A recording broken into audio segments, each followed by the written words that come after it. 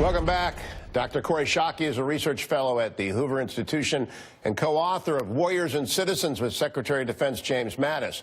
Dr. Schake knows defense policy like few people. So when earlier this summer, Schake was asked by Politico to make a recommendation on one book to read this summer, she recommended Vanguard of the Imam, Religion, Politics, and Iran's Revolutionary Guards by Professor Afshon Ostovar, an assistant professor of the National Security Affairs at the Naval Postgraduate School.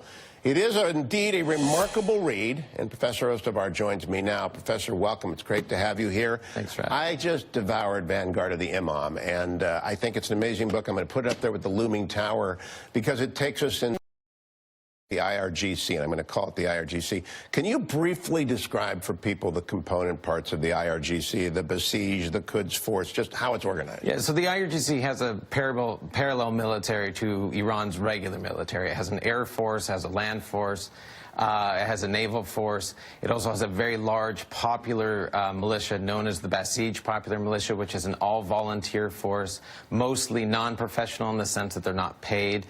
There's a smaller professional component that's militarized. And then it has a special forces division called the Quds Force, or the Jerusalem Force, which is in charge of all of the extraterritorial, all of the foreign operations that Iran is involved in. And how active have they been, especially in the last 5 years, and in what theaters? Because they are commanded by a man named Soleimani, who is something of a, I believe you described him as a combination of Che Guevara and MacArthur. Yeah. He is Iran's sort of war general outside of Iran. So all of the foreign operations that they're involved in, Iraq, Syria, Lebanon, Yemen, Qasem Soleimani is sort of the architect of all of those operations. Now, Soleimani has a strategic vision. He said, and you quote him in his book, Syria is their red line. Right. It appears to people like General McMaster I interviewed last week, they're attempting to build a highway from Tehran to the sea, and they're doing it through Syria and Hezbollah land. Is that Soleimani's creation? No, it pre-existed Soleimani. Syria had been the only ally for Iran during the Iran-Iraq War. Iran has been incredibly alienated ever since the 1979 revolution. I think much to their own sort of their own behavior, their own cause, kind of a self-inflicted wound. But Syria had been a long-lasting ally with Iran before sort of the 90s, when Soleimani really sort of took his tenure with the Quds Force. But since then, Syria has been vital to Iran's support to Hezbollah and Lebanon, and Iran's sort of pressure against Israel, which they see as their main enemy in the region. They're also active in Iraq, and they have been very successful in sort of replacing the American footprint with an Iranian footprint that happened after our withdrawal in 2011. How deep is Iran now into the Iraqi government? Well, they're very strong. I mean, they have allies at the political level, but their main strength is at sort of the military level, the PMU, or the Popular Militia Units, which are the sort of popular component of the Iraqi military now. They're an official institution now. Many of the militias, 3/5 of the organization, are militias that were started by, established by, funded by, and in many ways led by Soleimani and the IRGC. Now, last night, President Trump was asked, are the Iranians honoring the agreement that President Obama entered into them?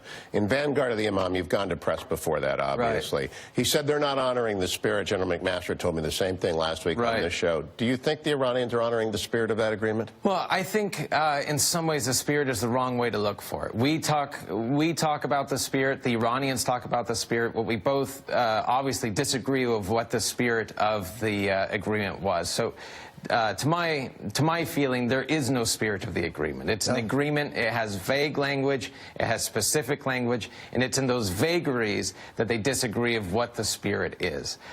So if you can't agree what the spirit is, then the spirit in some ways doesn't exist. But they've certainly done behavior, ballistic missile launches in particular, and then harassing U.S. naval forces in the Persian Gulf. Also sort of activity off the coast of Yemen, which we've blamed on Iran's allies in Yemen and sort of by extension Iran itself.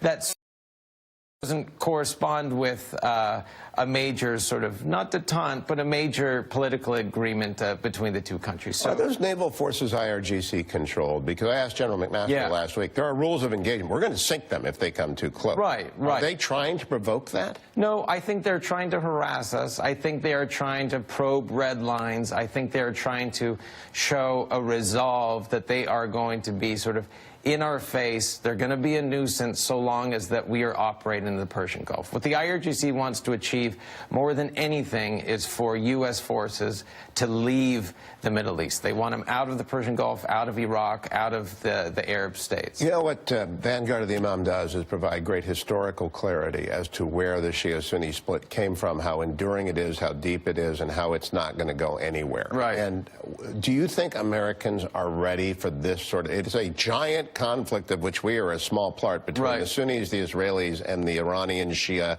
axis. Do you think we're up to speed on this?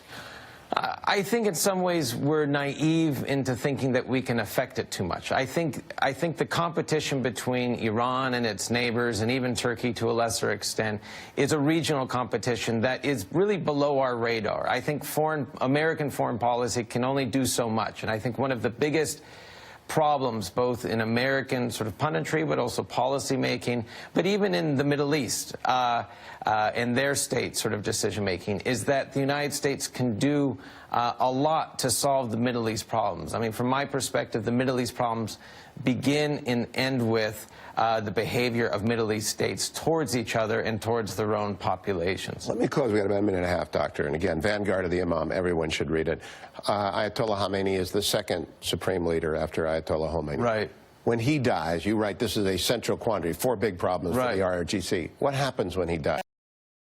IRGC simply take over the state? Well, I think that's a good question. So one of the narratives is that's out there is, does the IRGC already control the Iranian state? And I argue no, they don't. But where they do have outsized influence is Iran's strategic behavior, its military investments, ballistic missile program, that sort of thing, but also its foreign policy in the Middle East. So it's what it does in Iraq, Syria, Yemen, towards Israel, what the United States cares about. That's what the IRGC is very much involved in.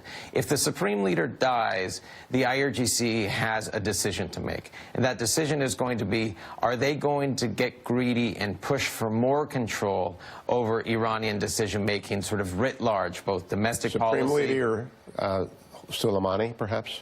No. I am convinced Soleimani would not advance that position. And the main reason is he certainly has sort of the largesse in Iran. He's well-liked on both sides.